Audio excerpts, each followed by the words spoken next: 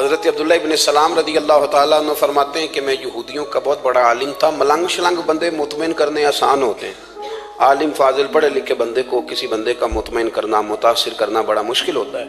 آپ فرماتے ہیں میں نبی کریم علیہ السلام کی بارگاہ میں پہلے دن گیا میں بحث کے ارادے سے، مناظرے کے ارادے سے، چونکہ یہودیوں کا عالم تھا۔ حضور اونٹنی پر تشریف فرما تھے۔ او یارو، محنت کر کے جو میک اپ کر کے چہرہ بنایا جاتا ہے اس کے اندر حسن تو کئی دفعہ ہوتا ہے پر جاذبیت نہیں ہوتی۔ لیکن جس بابے نے کبھی میک اپ نہ کیا ہو لیکن وضو ذرا طریقے سے کرے روز، تو رنگ گورا نہ بھی ہو تو لوگ کئی دفعہ یہ نہیں کہتے رنگ گورا ہے، بلکہ لوگ کہتے ہیں چہرہ نورانی ہے۔ اب میں اس پر میں کچھ کلام کر سکتا ہوں کہ گورے اور نورانی چہرے میں بھی فرق ہوتا ہے۔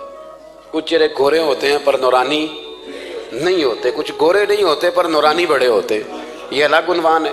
تو حضرت عبداللہ ابن سلام رضی اللہ تعالیٰ عنہ فرمانے لگے جب میں گیا تو حضور اونٹنی پر تشریف فرما تھے، کہتے ہیں سادہ وضو، اور میں دیکھ رہا تھا کہ داڑھی مبارک میں کنگھی بھی نہیں ہوئی تھی، سرکار نے سر پہ سادہ سا امامہ باندھا تھا۔ حضور اونٹنی پر بیٹھے تھے اور جس اونٹنی پر تشریف فرما تھے اس پہ کجاوا بھی کوئی نہیں تھا، لیکن کہتے دو جملے حضور کی زبان سے نکلے، دو جملے، اور میں ان جملوں کا قیدی ہو گیا۔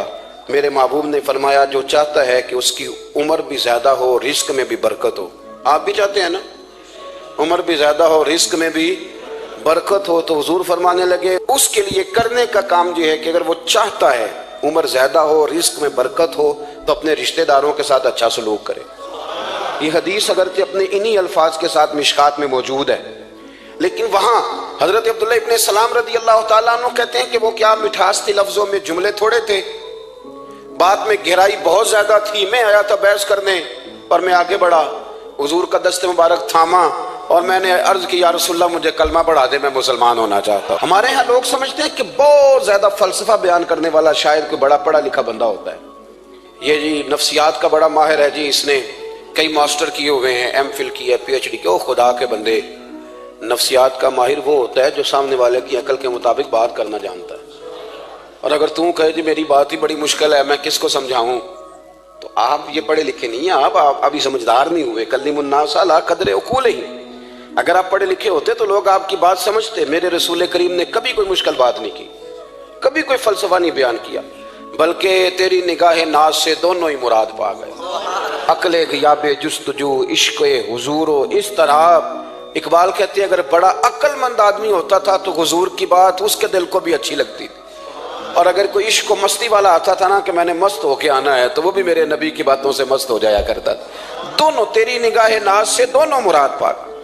تو حضور کو بات کرنے کا سلیقہ بھی بڑا شاندار آتا تھا۔ حضرت عائشہ صدیقہ رضی اللہ تعالیٰ عنہ فرماتی ہیں کہ نبی کریم صلی اللہ علیہ وسلم جب بات کرتے تھے تو اتنی دھیمی کرتے تھے، اتنی دھیرے میں کرتے تھے، میں تو چھوٹا آدمی ہوں، کسی بڑے بندے کو نصیحت بھی نہیں کر سکتا، ورنہ میں علماء سے تو نہیں لیکن جو طالب علم ہیں جن کا خیال ہے کہ شاید اور میرے پاس کچھ سیکھنے آئے ہوئے ہیں مدرسے کے، تو میں ان سے کہتا ہوں کہ وہ کیا خطابت ہوئی جس میں سامنے والے کو سمجھ ہی نہیں آئی آپ نے کیا کہا ہے۔ آپ اتنے جوش میں چلے گئے، کہتا جی وہ میرا عشق بڑا جوان تھا، تو میں نے کہا آپ کا عشق زیادہ جوان تھا، پھر رسول پاک کی سنت سے ہی آگے نکل گیا ہے۔ آپ ٹھہر ٹھہر کے بات کریں، آپ کی بات اگر سامنے والے کی سمجھ میں نہ آئی تو اس کا معنی کیا ہوا؟ اسی طرح سے ہماری نعت خوانی کا ماحول ہوتا ہے، 6 بندے نعت پڑھ رہے ہوتے ہیں، ایک سپیکر ادھر ہوتا ہے ایک ادھر ہوتا ہے، کوئی سمجھ نہیں آتی ہے کیا کہہ رہے ہیں، اور پھر اس کے ساتھ ساتھ وہ یہ بھی مطالبہ کر رہے ہوتے ہیں کہ ہاتھ بھی کھڑے کرو جنو جنو عشق کے۔ میں کہ انج نہیں کہی دا، ویسے تو کہہ چلو پڑھ لیں، ورنہ اگر آپ ایسے ہی استاد بائی پاس والے بیچارے کو تو ہارٹ اٹیک ہو جائے گا ہاتھ کھڑا کرے گا، تو ہے تو وہ بھی عاشق رسول ہی نا، لیکن یہ قسمیں نہ ڈالیں، یہ کوئی طریقہ ہی نہیں ہے، نہ کہیں دین اس کی اجازت دیتا ہے۔ ہم نے تو یہ سنا ہے کہ صحابہ کہتے ہیں جب اللہ کے حبیب گفتگو کرتے تھے تو ہم یوں بیٹھتے تھے کہ ہمارے سروں پہ پرندے بیٹھے ہوئے، تو حرکت بھی نہیں کرتے تھے۔ تو بہرحال جو بات عرض کرنی ہے اس پر غور کریں۔ جناب عائشہ صدیقہ کہتی ہیں ٹھہر ٹھہر کے بات کرتے آہستہ، اور یہ لفظ آپ کو یاد رکھنا ہے۔ سیدہ عائشہ صدیقہ کہتی ہیں جب حضور گفتگو کرتے تھے نا تو اگر ہم نبی پاک کے الفاظ کو گننا چاہتے تھے تو گن بھی سکتے تھے، گننا چاہتے تو گن بھی۔ ایک تو آپ کی جو سادگی ہوگی وہ اصل ہوگی، ملمہ سازی سے نکلیں۔ پہلے ہماری شادیوں پہ دلہا اور دلہن جاتے تھے بیوٹی پارلر، اب سارا خاندان جاتا ہے۔ اس میں حسن نہیں ہوتا، اس میں بے وقت ہو جاتا ہے آدمی۔ آپ کو جو رب کریم نے بنایا ہے اس سے زیادہ شاندار آپ کو کوئی بنا سکتا ہے؟ الذی خلقک فسواک فعدلک فی ای صورت ما شاء رکبک، اللہ فرماتے ہیں جو میں نے تیرا چہرہ بنایا ہے نا، یہ میری چاہت ہے، میں نے جیسا چاہا ہے تجھے بنایا ہے، تو مجھے تجھے وہ چہرہ پسند کیوں نہیں جو میرے رب نے بنایا ہے؟ یہ چاہت ہے الذی خلقک کا، جس نے تمہیں پیدا کیا، فسواک فعدلک، پھر ہموار کیا، پھر برابر کیا، اور فی ای صورت ما شاء رکبک، پھر جس صورت میں اس نے چاہا تجھے ترکیب کیا۔ تو پہلی بات، اور دوسری بات، گفتگو کریں تو ذرا تھوڑا سا نا موقع دیں کسی اور۔ کچھ لوگ ایسے ہوتے ہیں جن کے پاس آپ بیٹھے ہیں تو بس وہی بولیں گے، آپ نہیں بول سکتے، اب وہی بات کریں، گفتگو کریں، معنی خیز کریں، اتنی باتیں نہ کریں کہ پھر آپ رہ جائیں، کم بات کریں، اور جتنی کریں وہ وزنی کریں، تاکہ آپ کی بات کا ایک خاص حجم ہو، ایک وقار ہو۔ اللہ کے محبوب بات کرتے تو اس بات کے اندر وزن ہوتا، وقار ہوتا۔ ہمارے اصحاب رحمۃ اللہ علیہ ہمیں اکثر حکم دیتے تھے تقریر تھوڑی کرنا، نعت کے 2-3 شعر پڑھنا، تو میں نے ایک دن عرض کی حضور کیوں؟ فرمانے لگے اللہ رسول کی بات کو بے وقت نہ کر دینا کہ لوگ سننا نہ چاہیں اور تم جبرن سناؤ، فرمایا رنگ اس طرح کا ہونا چاہیے کہ لوگوں میں دلچسپی ابھی ہو اور بات ختم ہو جائے، اس کو بے وقت کر دینا ہے کہ زبردستی آپ۔ تو اچھی گفتگو کریں، معنی خیز سنیں۔ ایک حدیث پاک حضرت ابو بردہ رضی اللہ تعالیٰ، ایک صحابی ہیں، البدایہ والنہایہ میں روایت آپ کو ملے گی، وہ کہتا ہے میرا اپنی بیوی سے اختلاف ہو گیا۔ بیوی سے جب بندہ راضی ہوتا ہے تو بڑا ہی راضی ہوتا ہے، پھر وہ کہتا ہے کہ جیسی میری ہے ویسی کسی کی بھی نہیں، اور جب ہوتا ہے نا ناراض تو پھر وہ منگنی سے کہانی شروع کرتا ہے کہ جب میری منگنی ہوئی تھی تو تیرے چاچے نے مجھے گھورا تھا، اور پھر وہ دن جب رکھے تھے اس دن جو کام ہوا تھا اس کا بھی ذکر۔ اب اختلاف جو ہو گیا، اور جب آپ کسی سے ناراض ہوتے ہیں پھر اس کی خامیاں ساری سامنے آ جاتی ہیں، پھر وہ کہتا ہے شادی والے دن تیرے ابے نے صحیح سلوک نہیں کیا، یہ جو مجھے کپڑے دیے تھے جو کو پہننے والے تو نہیں نا، تو میری اماں۔ اب اختلاف ہو گیا، اب ہم کیا کرتے ہیں، جو قریب والے لوگ ہوتے ہیں وہ اس پر تھوڑا تیل اور ڈالتے ہیں، وہ کہتے ہیں نہیں تینوں تو پتہ ہی نہیں، مجھے تینوں بڑیاں گلاں دا پتہ ہی نہیں، تو تے شادی تو 15 دن بعد سعودی عرب ٹر گیا سا، ساڑھے کولوں سن کہانیاں ہم تمہیں بتاتے ہیں تاکہ تباہی اور اترے۔ اس طرح نہ کریں، آپ ایک آدھ بات کہہ کے چلے جاتے ہیں، ان بیچاروں نے اکٹھے رہنا ہوتا ہے، ان کی زندگی دوزخ بنی رہتی ہے، ان کو قریب کریں۔ اللہ کے رسول تو کسی کا نکاح کرتے تھے تو میاں بیوی کے درمیان محبت کی دعا فرماتے تھے۔ تو وہ صحابی آئے تو اپنی بیوی سے ناراض تھے، تو انہوں نے اب بات شروع کر دی، کہنے لگے یہ بھی کرتی ہے، یہ بھی کرتی ہے، یہ بھی کرتی ہے، یہ بھی غلطی ہے، یہ بھی غلطی ہے، یہ بھی کوتاہی ہے، بڑی باتیں سنائیں۔ اللہ نے کان کتنے دیے اور زبان، اس کا مطلب ہے سنگل بولنا چاہیے اور ڈبل سننا چاہیے۔ آپ جتنا بولتے ہیں اس سے ڈبل سننے کا مزاج بنائیں، کیونکہ کان اللہ نے 2 دیے اور زبان سنگل بولیں اور ڈبل سنیں۔ حضور سنتے رہے، بلکہ حضرت ابو بردہ رضی اللہ تعالیٰ عنہ کہتے ہیں میرے محبوب نے نا تکیہ منگا لیا، ٹیک لگا لی۔ کئی لوگ کہتے ہیں نا جی ڈاکٹر نے میری بات تو پوری سنی کوئی نہیں، تو جب تک پوری سنی نہ جائے بعض بندوں کو تسلی نہیں ہوتی، پورا وقت دیا۔ وہ کہتے ہیں جتنا میرے اندر غبار تھا سارا میں نے نکالا، اور میں نے ثابت کر دیا کہ میری بیوی میں یہ بھی کمزوری ہے، یہ بھی کمزوری ہے، یہ بھی کمزوری ہے۔ کہتے ہیں جب میں تھک گیا نا باتیں کر کر کے اور باتیں ختم ہو گئی تو حضور ہلکا سا مسکرائے، پھر پہلی نظر ہی لوٹ لے ماہی تیرے ہار شنگاراں۔ کہتے ہیں حضور ہلکا سا مسکرائے زیر لب اور فرمانے لگے کہ تیری بات ختم ہو گئی ہے تو ایک میں بھی کر لوں۔ تو نبی کریم صلی اللہ تعالیٰ علیہ وسلم فرمانے لگے صرف ایک بات کا جواب دے، صرف ایک، تیرے آگے ہیں یوں دبے لچے فصحا عرب کے بڑے بڑے، کوئی جانے منہ میں زبان نہیں بلکہ جسم میں جان نہیں۔ حضور فرمانے لگے یہ بتا کہ تیری بیوی میں ساریاں خامیاں ہی ہیں کہ کوئی خوبی بھی ہے؟ بھائی اتنا جواب دے دے، زیادہ لمبی چوڑی بات نہیں، تیری بیوی میں ساریاں خامیاں ہیں۔ اللہ جو بندے بناتا ہے نا تو ایسا کوئی بندہ رب کریم نے نہیں بنایا جس کے اندر اللہ نے کوئی خوبی نہ رکھی ہو۔ یہ الگ بات ہے کہ ہماری اپنی اینک پر مٹی پڑی ہوتی ہے اور ہم سامنے والے کا چہرہ صاف کرتے رہتے ہیں، اپنی اینک نہیں صاف کرتے۔ تو حضرت ابو بردہ رضی اللہ تعالیٰ عنہ فرماتے ہیں جب سرکار نے اس شخص سے یہ بات کہی نا کہ کوئی خوبی بھی ہے تیری بیوی میں، تو کہتے ہیں وہ شخص کہتا ہے میری نا بالکل ایک جملے نے سوچ ہی بدل دی ساری۔ یوں سمجھ لے کہ میں اس روڈ پہ چل رہا تھا، میرے نبی پاک نے مجھے اس والے رستے پہ ڈال دیا، بالکل ساری سوچ، یعنی ایک ہی جملہ لیکن ہر چیز بدل دی سرکار نے۔ حضور فرمانے لگے کوئی خوبی بھی ہے؟ کہتے میں تھوڑی دیر چپ رہا، عرض کی یا رسول اللہ صلی اللہ علیہ وسلم آپ حکم کریں۔ تو حضور فرمانے لگے اپنی بیوی سے کبھی بغض نہ رکھو، اگر تمہیں اس کی خامیاں نظر آئیں تو اس بات پر توجہ کرو جو اس کے اندر خوبی ہو۔ کہتے ہیں میں نے اٹھ کے عرض کی یا رسول اللہ میری بیوی پردے کی بڑی پابند ہے، میری خوابگاہ میں کوئی دوسرا شخص کبھی پیر بھی نہیں رکھ سکتا، تو فرمایا جا پھر گھر جا کے بس آج جو سب سے اعلیٰ خوبی تھی وہ تو اللہ نے تیری بیوی کو عطا کی ہوئی ہے، گھر بسا۔ تو ایک تو سرکار کی ظاہری جو اللہ نے آپ کو حسن و جمال دیا تھا وہ بے مثل تھا، گفتگو کا جو ڈھاب اور سلیقہ دیا تھا وہ بے مثل اور بے مثال تھا، اور پھر جو حضور کی ادائیں تھی نا، کانا خلقہ القرآن۔ حضرت عائشہ صدیقہ کہتی ہیں میرے محبوب کے اخلاق دیکھنے ہو تو قرآن پڑھو، جن اخلاق کا قرآن درس دیتا ہے وہ عملی طور پر سارے مدینے والے محبوب میں پائے جاتے تھے۔ جو سب سے بہترین عادت تھی نا، بہترین ترین عادت، وہ اللہ نے میرے رسول کریم کو عطا فرمائی۔ ہمارا نا اب ایک مزاج بن گیا ہے، ہمارے بعض لوگ بڑے فخر سے بتاتے ہیں کہ جی مسواک سنت ہے، اب تو سائنس بھی مان گئی ہے کہ مسواک کریں گے تو آپ کے وجود کے اندر جو منہ میں فالتو مادے ہوں گے جراثیم وہ مر جائیں گے، اب سائنس بھی مان گئی ہے۔ مجھے کبھی کبھی اس لفظ سے بڑی تکلیف ہوتی ہے، میں کہتا ہوں کہ سائنس اگر نہ مانے تو ہمیں کوئی اس پہ فرق پڑتا ہے؟ نہ مانے سائنس، ہمیں کیا لینا دینا سائنس سے؟ سائنس تو کبھی کچھ کہتی ہے پھر کبھی کچھ اور کہنے لگ جاتی ہے، سائنس کا کیا ہے؟ سائنس کو منوانا ہماری ڈیوٹی۔ اس طرح کا دین نہ بناؤ کہ معاذ اللہ دین کو سائنس کا غلام کر دو۔ سائنس کل بھی رسول اللہ کی غلام تھی، آج بھی میرے نبی پاک کی غلام ہے۔ تو حضور کی جتنی ادائیں ہیں، جتنی، ایک کدو شریف ہے، حضور نے کدو استعمال فرمایا ہے۔ آپ چلے جائیں کسی بھی جگہ پہ، جس بندے کو بہت زیادہ بلڈ پریشر کا مسئلہ ہونا تو اب اس کو ڈاکٹر کہتے ہیں کہ کدو ملے تو اس کو استعمال کراؤ۔ تیزابیت حد درجے اختیار کر جائے اور اندر کا نظام سارا درم برم ہو جائے تو اس کو کدو استعمال کراؤ، اور آپ اس کی خاصیت دیکھ لیں۔ تمام سبزیوں میں سے تحقیق بھی سب سے زیادہ اسی پہ ہوتی ہے۔ میرے رسول پاک کا ایک طریقہ مبارک ہے، اور صحابہ کے اگرچہ سید الطعام گوشت ہے، کانوں کا سردار اسے کہا گیا، لیکن حضرت انس بن مالک رضی اللہ تعالیٰ عنہ فرماتے ہیں کہ درزی نے نبی پاک کی دعوت پکائی تھی، وہ درزی تھا، کپڑے سیتا تھا۔ آپ فرماتے ہیں کہ میں حضور کے ساتھ اس دردی کے گھر گیا تو گوشت اور کدو پکا ہوا تھا۔ فرماتے ہیں اگرچہ سردار گوشت ہی ہے پر نبی کریم نے نا گوشت کے ٹکڑے ہٹا کے نا تو اندر سے کدو نکال کے کھایا۔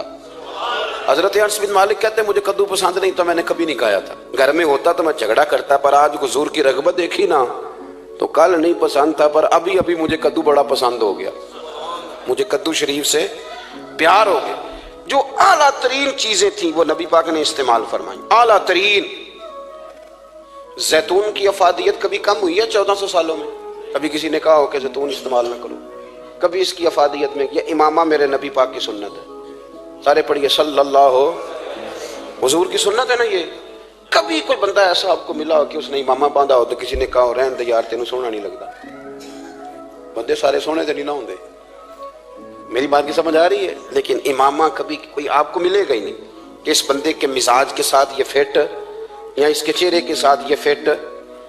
اینک آپ لے لیں بازار سے، چھوٹی بھی ملتی ہے بڑی بھی ملتی ہے، کچھ لوگوں کے چہرے پہ کچھ چیزیں نہیں سیٹ ہوتی، فٹ نہیں ہوتی، لیکن یہ سرکار کی چونکہ سنت ہے، اور اس کا اعزاز یہ ہے کہ نبی پاک نے فرمایا جمعے والے دن امامہ باندھ کے آیا کرو، جمعے والے دن امامہ باندھ کے آیا کرو۔ جو لوگ جمعے والے دن امامہ باندھ کے آتے ہیں اللہ کے فرشتے ان پر درود بھیجتے ہیں۔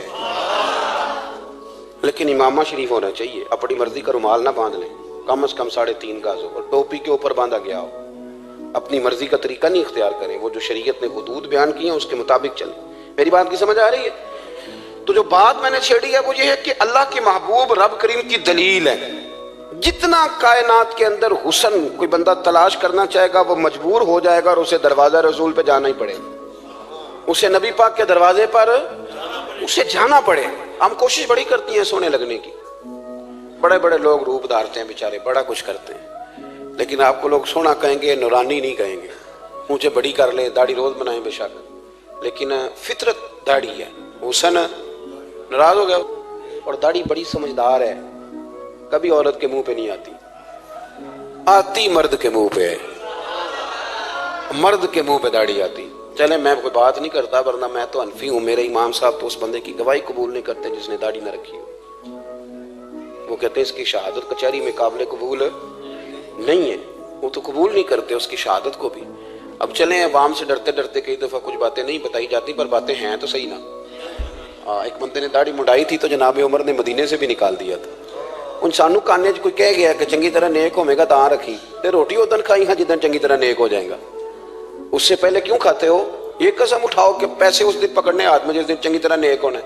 کچھ لوگ کہتے ہیں میں اندر سے ٹھیک نہیں. تو اندر سے ٹھیک ہونا تیری ڈیوٹی نہیں, ظاہر ٹھیک کرنا تیری ڈیوٹی ہے, باطن تو رب کریم اپنی رحمت سے درست فرمایا کرتا ہے. تو جو تیرے ذمے لگایا اللہ نے وہ تو کرنا, جو تیرے اللہ نے. ظاہری صورت سے ہوتا کیا ہے, سنو کیا ہوتا ہے. مولانا رومی نے لکھا ہے حضرت موسیٰ علیہ السلام کے زمانہ مبارکہ میں ایک شخص تھا, تو حضرت موسیٰ علیہ السلام کی نقلیں اتارتا تھا. آپ کتنا لمبا کرتا پہنتا تھا, ہاتھ میں چھڑی پکڑتا تھا, تھوڑا غصے سے بولتا تھا, معاذ اللہ نقل اتارتا تھا. جناب موسیٰ کلیم اللہ علیہ السلام کی قوم کا جب غلبہ ہوا تو انہوں نے نکال دیا اس کو, تو نقلیں اتارتا ہے, وہ نکل گیا, شہر سے باہر نکال دیا. حضرت موسیٰ کلیم کہتے ہیں میں ایک دن کوہ طور پہ گیا ہوا تھا, تو رب کریم نے مجھ سے فرمایا کہ فلاں جگہ فلاں درخت کے نیچے میرا ایک دوست انتقال کر گیا ہے, اسے اٹھائیے, غسل دیجئے, کفن دیجئے, جو اس دور کا طریقہ تھا, تدفین کر دیں. حضرت کلیم علیہ السلام فرماتے ہیں میں اپنے حواریوں سمیت پہنچا, جب بندے کا چہرہ دیکھا تو حیران ہو گیا, یہ تو نقلیں اتارنے والا ہے, تو نقلیں اتارنے والا ہے. پر اللہ کے نبی رب کریم کے حکم کے آگے لایت اللہ نہیں کرتے. یہ نہیں کہتے کہ میری عقل میں نہیں آ رہا. اٹھایا, غسل دیا, کفن دیا, تدفین کر دی اس کو. جب دفن ہو گیا حضرت موسیٰ علیہ السلام کوہ طور پہ حاضر خدمت ہوئے اور بارگاہ عالی مرتبت میں عرض کرنے کہ مالک تو بے نیاز ہے, چارہ سوال تو نہیں, پر اپنی تسلی کے لیے مالک یہ فرمائیے کہ وہ تو نقلیں اتارتا تھا. تو رب کریم نے فرمایا موسیٰ بات یہی ہے, پر میں نے اسے نا مرتے وقت ایمان نصیب کر دیا. وہ آپ کا کلمہ پڑھ کے دنیا سے گیا ہے اور توبہ کر کے گیا ہے, تو مالک اتنی کرم نوازی کیوں ہوئی؟ تو رب کریم نے فرمایا موسیٰ جب وہ تیری طرح بن سور کے نکلتا تھا نا, تیری ادائیں اپناتا تھا, تو مجھے پیارا ہی بڑا لگتا تھا, پیارا لگتا تھا. یارو دیکھو نا ترمذی شریف میں حدیث ہے, میرے رسول پاک علیہ السلام نے فرمایا میرا امتی جب سفید داڑھی لے کے قبر میں جائے گا نا, داڑھی اور وہ بھی سفید, تو رب فرشتوں سے فرمائے گا اسے عذاب نہ دینا, یہ میرے محبوب کی سنت سفید داڑھی لے کے آگے, مجھے شرم آتی ہے اسے عذاب دیتے. آپ بات کو سمجھے کہ یہ حضور کی سنت کا اعزاز جو اللہ کی بارگاہ میں, رب کے حضور جو سنت کا اعزاز, اس لیے کہ کائنات میں سب سے اعلیٰ ترین جو کام تھا وہ کیا ہی میرے مصطفیٰ کریم نے.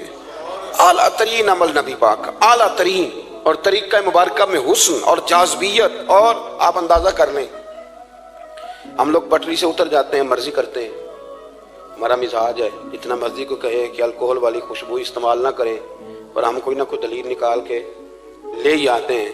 لیکن خوشبو اس دور میں بھی اتنی بکتی ہے جس کی حد نہیں, اور لوگ اپنی اپنی ضرورت کے لیے اس کو استعمال ہے. ان 1400 سالوں میں 1450 سالوں میں ایک دفعہ بھی ایسا نہیں ہوا کہ یہ کاروبار کہیں ٹھنڈا ہوا ہو. حرم شریف اللہ آپ کو لے جائے تو مسجد نبی میں سونے کی دکان کے ساتھ خوشبو والی دکان ہوتی, یعنی اتنا مہنگا کاروبار ہے کہ جتنا کرایہ سونے کی دکان والا دے رہا ہے اتنا ہی خوشبو کی دکان والا دے رہا ہے. اتنا مہنگا یہ کاروبار ہے, ایک دن بھی اس کام کی اہمیت کم نہیں ہوئی. اور رسول کریم نے کیا فرمایا, صحابہ کہتے ہیں 3 چیزوں سے کبھی منع نہیں کرتے تھے. کوئی تکیہ دیتا تھا تو قبول کرتے تھے, کوئی بندہ اگر حضور کو دودھ پیش کرتا تھا تو نبی پاک قبول کرتے تھے, اور اگر کوئی شخص حضور کو خوشبو دیتا نا تو حضور جلدی قبول فرماتے تھے. یہ مزاج تھا. تو جو اعلیٰ ترین چیزیں تھیں ان کو میرے رسول کریم صلی اللہ علیہ وسلم نے کیا, ہمیں کر کے دکھایا. ہمارا ظاہری حلیہ, آج بھی اہل عرب لمبا کرتا پہنتے ہیں, آپ لمبا کرتا پہن لیں, حیا کے زیادہ قریب ہے. کھلا لباس حضور پسند کرتے تھے, یہ شرم و حیا کے زیادہ قریب ہے, اس کے اندر انسان کا پردہ زیادہ ہے. وہ ساری اعلیٰ قسم کی صفات جن سے ایک آدمی متصف ہو سکتا ہے اور اپنے آپ کو سجا سکتا ہے, اپنے معاملات کو ٹھیک کر سکتا ہے, وہ ساری رسول پاک نے ہمیں عطا فرمائی. ایک حضور کا طریقہ مبارکہ تھا کہ سامنے والے جتنے لوگ حضور کے دائیں بائیں رہتے تھے ان کا خیال کرتے تھے. ہم تو خیال رکھواتے ہیں نا اپنا کہ سارے مل کے میری عزت نہیں کرتا, تو میری, تو میں کہتا ہوں کہ یہ تو یہاں اپنی عزت کی بھیک مانگی ہے یا اپنے لڑائی کر کے عزت لی ہے. ایسا نہ کریں, آپ عزت دینی شروع کر دیں, اللہ آپ کو سکون عطا کر دے. آپ احساس کریں دوسروں کا, حضور نہ شدت کے ساتھ, یہ اعلیٰ سنت ہے میرے نبی پاک کی صلی اللہ ہو, سارے پڑھیے دروشی صلی اللہ ہو, یہ اعلیٰ سنت ہے. آپ دیکھیں نا بخاری مسلم میں موجود ہے, حضور فرماتے ہیں میرا دل چاہتا ہے میں لمبی نماز پڑھاؤں, لمبی نماز پڑھاؤں, دل میرا چاہتا ہے. لیکن فرمایا جب میں دیکھتا ہوں نا کہ پیچھے بچے بھی کھڑے ہیں, بوڑھے بھی کھڑے ہیں, بیمار بھی کھڑے ہیں, تو گویا حضور فرمانے لگے میں بندوں کا احساس کر کے رب کی نماز چھوٹی کر دیتا ہوں. میں مختصر پڑھاتا ہوں. اور مسند امام احمد بن حنبل میں حدیث کے لفظ ہیں کہ اگر کوئی نبی پاک کا انتظار کر رہا ہوتا تھا تو نماز مختصر پڑھتے تھے اور اس کو فارغ کر کے بھی لمبی نماز پڑھتے. ایسا نہیں کہ اب آئے ہیں 4-5 لوگ تو ان کو پتہ چل جائے کہ حضرت جی بڑی تگڑی نماز پڑھتے ہیں, بڑے صوفی صافی آدمی, یہ نہیں, بلکہ نماز ہے. بلکہ مسند امام احمد بن حنبل میں تو وہ خوبصورت حدیث موجود ہے. سیدنا بلال حبشی رضی اللہ تعالیٰ عنہ فرماتے ہیں کہ میں نے عصر کی نماز کے لیے اقامت پڑھ دی تھی, حضور مصلی امام پر تشریف لے گئے, ایک یہودی کا غلام آیا اور اس نے آ کے عرض کی یا رسول اللہ میں بڑی مشکل میں ہوں, اگر آپ چلیں تو میرا مسئلہ حل ہو سکتا ہے, میرا مسئلہ حل ہو جائے گا. تو حضور کے احساس کی شدت کا یہ حال تھا کہ نبی کریم نے نمازیوں سے فرمایا تم بیٹھ جاؤ, میں پہلے اس کا کام کر کے آتا ہوں. خدا کے بندے تو ہیں ہزاروں, بنوں میں پھرتے ہیں مارے مارے, میں اس کا بندہ بنوں گا جس کو خدا کے بندوں سے پیار. احساس کی شدت یہ حضور کی سنت ہے, اور بہت زیادہ خیال رکھنا دوسرے کا, یہ میرے نبی پاک کا طریقہ ہے. دوسروں کو سوچنا, دوسروں کے لیے بات کرنا, دوسروں کے لیے دعائیں کرنا, ان کے احساسات کا خیال رکھنا. سیدہ طیبہ طاہرہ حضرت عائشہ صدیقہ رضی اللہ تعالیٰ عنہ فرماتی ہیں ایک دن سرکار مجھ سے فرمانے لگے عائشہ جب تم مجھ سے ناراض ہوتی ہو تب بھی مجھے پتہ چل جاتا ہے, جب راضی ہوتی ہو تب بھی پتہ چل جاتا ہے. یہ ہمارا یہ مزاج نہیں ہوتا گھر کے اندر بھی, ہم گھر کے اندر بھی نواب صاحب ہی ہوتے ہیں, یہ نہیں گھر جا کے کہانیاں سناتے ہیں, کہتے ہیں تمہیں پتہ ہے میں کڈا اوکھا ہوں, کمائی کڈی مشکل ہے, پیچھے پیچھے ہٹ جاؤ سارے, میں فتح کر کے آؤں, ابھی کیٹو سر کر کے آیا ہوں. ایک بچہ پانی لے کھڑا ہو جائے, دوسرا دودھ کا گلاس لائے, بیگم صاحبہ فٹافٹ آئیے, ایسے نہیں کریں. میرے رسول پاک علیہ السلام کی پیاری زوجہ کہتی ہیں حضور کھا رہا ہے, کھانا مانگا, میں نے عرض کی حضور میرے سر میں درد ہے, تو پڑھو نا ابن اسحاق کو. محبوب فرمانے لگے لا میں تجھے آٹا گوندھ دیتا ہوں, تو مجھے روٹی پکا دے.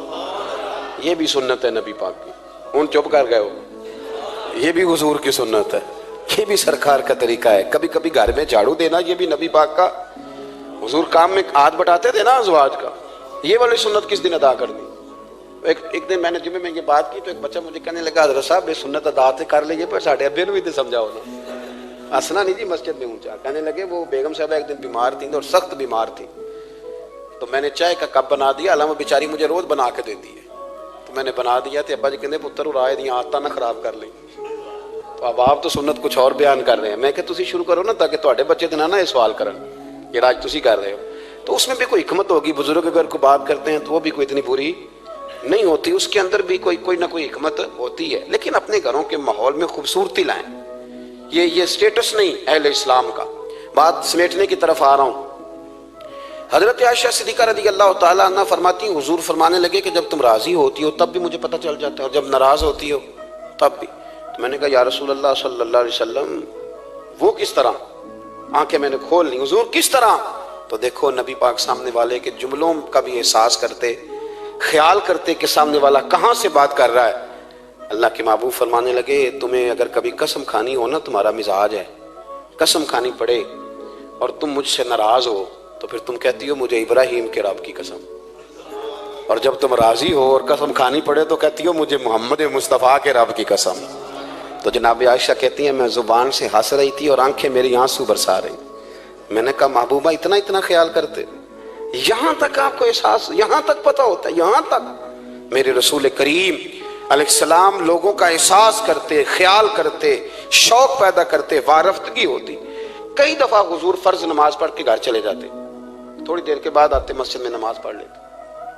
کئی دفعہ قاضی اعجاز مالکی رحمۃ اللہ علیہ اس کو لکھنے کے بعد اس کی شرح میں فرماتے ہیں اصل بات یہ تھی کہ حضور جب تک مسجد میں رہتے تھے صحابہ ادباً بیٹھے رہتے تھے, تو حضور فرماتے میں جاؤں گا نہیں تو یہ بھی نہیں جائیں گے. تو سرکار گھر تشریف لے جاتے تاکہ لوگ اپنے اپنے کام میں لگ جائیں, اور پھر حضور واپس آ جاتے.